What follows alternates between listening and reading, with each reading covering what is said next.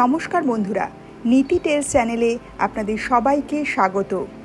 আজকের গল্প শেষ উপহার। এক সাধারণ ছেলের দয়া আর ত্যাগ কিভাবে মানুষের জীবন বদলে দেয় সেটাই শোনাবো আজ। গল্পের শেষে থাকছে জীবনের জন্য এক বিশেষ শিক্ষা, তাই শেষ পর্যন্ত শুনুন।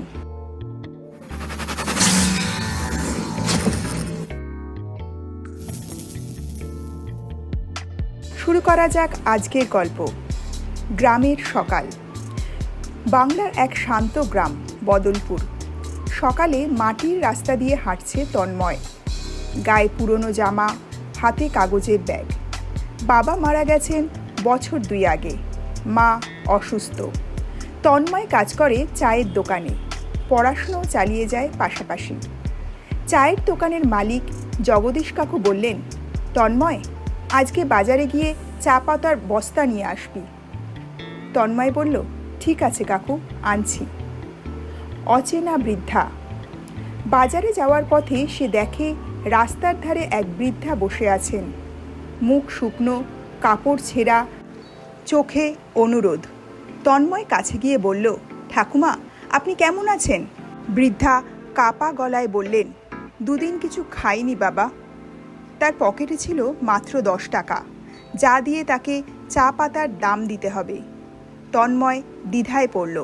তারপর নিজের মনে বলল, মানুষ আগে, পরে কাজ। সে বৃদ্ধাকে রুটি আর ডাল কিনে খাওয়ালো। দোকানে বিপদ।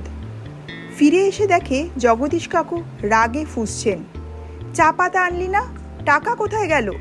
তন্ময় মাথা নিচু করে বলল, কাকু, এক বৃদ্ধা খিদে কষ্ট পাচ্ছিলেন, তাই। কাকু চিৎকার করলেন, তুই ভালো ছেলে, কিন্তু ব্যবসায় আবেগ চলে না।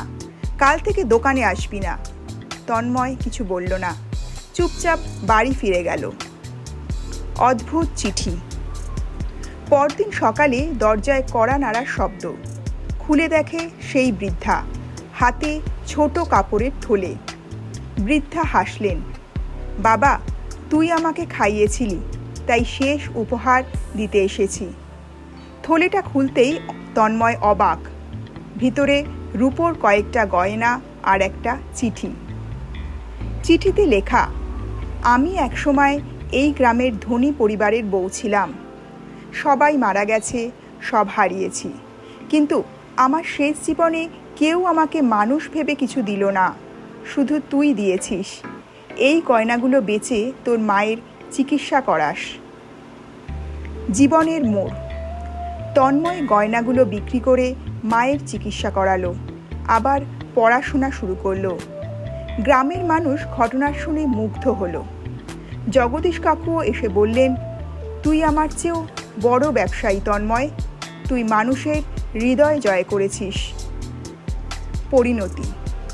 কয়েক বছর পর তন্ময় শিক্ষক হলো। নিজের আয়ের একটা অংশ দিয়ে গ্রামের দরিদ্রদের জন্য খাবারের আয়োজন করত। গ্রামের সবাই বলতো, শেষ উপহার শুধু তন্ময়ের জীবন নয়, বদলপুরেরও মন বদলে দিয়েছে। নৈতিক শিক্ষা।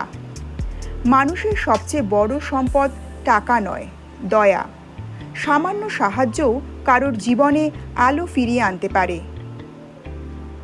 তাহলে বন্ধুরা, গল্পটি ভালো লেগে থাকলে একটা লাইক করুন, কমেন্ট করে আমাদের জানান আপনার মতামত, আর সাবস্ক্রাইব করুন নীতি টেলস চ্যানেলটিকে। নতুন গল্পের নোটিফিকেশন পেতে অবশ্যই প্রেস করুন বেল আইকন।